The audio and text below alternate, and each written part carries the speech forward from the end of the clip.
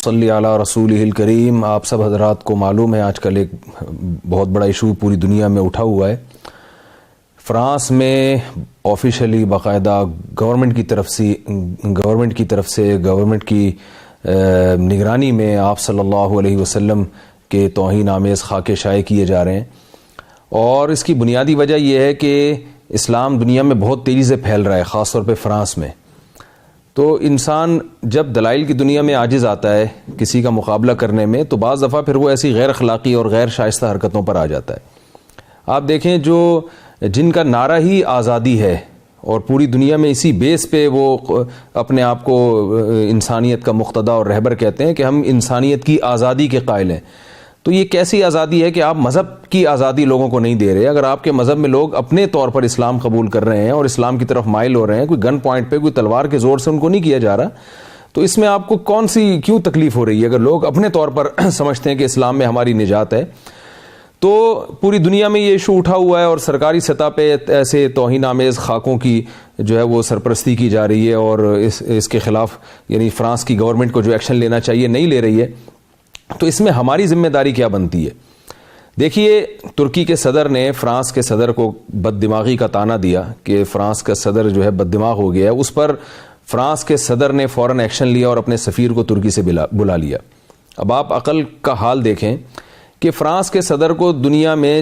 چند ہزار یا بہت زیادہ کہہ لیں چند لاکھ لوگ فالو کرتے ہوں گے، پورا فرانس بھی نہیں مانتا ہوگا. ظاہر ہے 100% ووٹ سے فرانس کے صدر نہیں بنے. چند لاکھ لوگ ایک آدمی کو فالو کر رہے ہیں، اس کی توہین برداشت نہیں کی جا رہی، اس کو صرف بد دماغی کا طعنہ دیا جاتا ہے تو فوراً ایکشن لیتا ہے.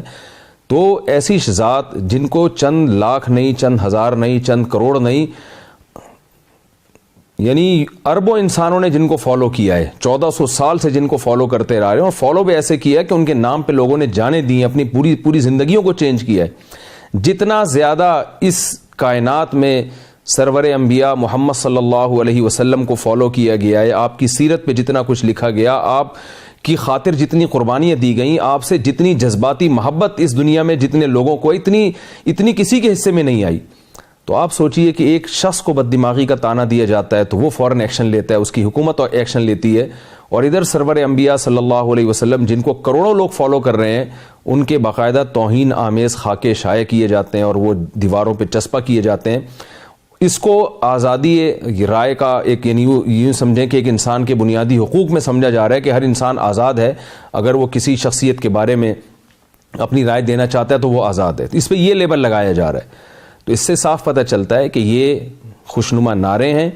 جو ہے نا جو ایک زہریلے نعرے ہیں جو ایک چمک پٹیوں میں لگا کے اور خوشنما بنا کے ہمارے سامنے پیش کیے جا رہے ہیں، لیکن ان کے پیچھے زہر ہے، زہر آلود انجیکشن ہے، زہر آلود لالی پاپ ہے جو ہمیں یعنی کھلائی جا رہی ہیں دنیا کو. تو اس لیے ہمیں اس معاملے میں اب سنجیدہ ہونے کی ضرورت ہے.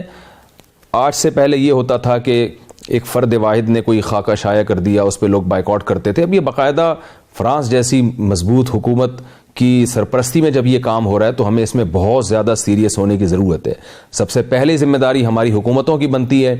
کہ وہ جو ہے نا وہ اپنا احتجاج ریکارڈ کروائیں، اور الحمدللہ اسمبلی میں اس پر بہت گرما گرم بحث ہو رہی ہے، اور ہمارے حکمران الحمدللہ کم از کم اور باقی معاملات میں جیسا بھی ان کا کردار ہو، اس معاملے میں کم از کم وہ جمع ہوئے ہیں ایک ٹاس پہ. تو ہماری جو عوام کی جو ذمہ داری ہے، حضرت مفتی تقی عثمانی صاحب نے بھی ٹویٹ کیا ہے کہ ہمارے پاس بائیکاٹ کے علاوہ، فرانس کی مصنوعات کا بائیکاٹ کے علاوہ ہمارے پاس فی الحال کوئی راستہ نہیں ہے، جو سب سے کم درجے کا ری ایکشن ہے، لیکن اس سے ان کی جڑیں کھوکھلی ہوں گی، یہ سوچنے پر مجبور ہوں گے. تو اس وقت پوری دنیا کے مسلمانوں کی اجتماعی ذمہ داری ہے کہ وہ جمع ہو کر فرانس کی مصنوعات کا ایسا بائیکاٹ کریں کہ فرانس کی کمپنیوں کو دن میں تارے نظر آنا شروع ہو جائے. تو یہ ہماری غیرت کا تقاضا ہے. امام مالک رحمہ اللہ تعالیٰ کا مشہور قول ہے جس کا میں مفہوم بیان کر رہا ہوں کہ اس قوم کو زندہ رہنے کا حق نہیں ہے جس کے پیغمبر کو کھلے عام برا بھلا کہا جائے. تو اور پیغمبر بھی سید الانبیاء محمد صلی اللہ علیہ وسلم جیسے ہوں. تو یہ جو message J T R media house کے توسط سے میں ریکارڈ کروا رہا ہوں، یہ J T R media house کا پیغام ہے کہ ہمیں بھرپور طریقے سے فرانس کی مصنوعات کا بائیکاٹ کرنا چاہیے اس وقت تک جب تک فرانس اپنے اس جرم سے توبہ کا اعلان نہ کر دے. اللہ تعالی ہم سب کو اس محاذ پہ متحد ہونے کی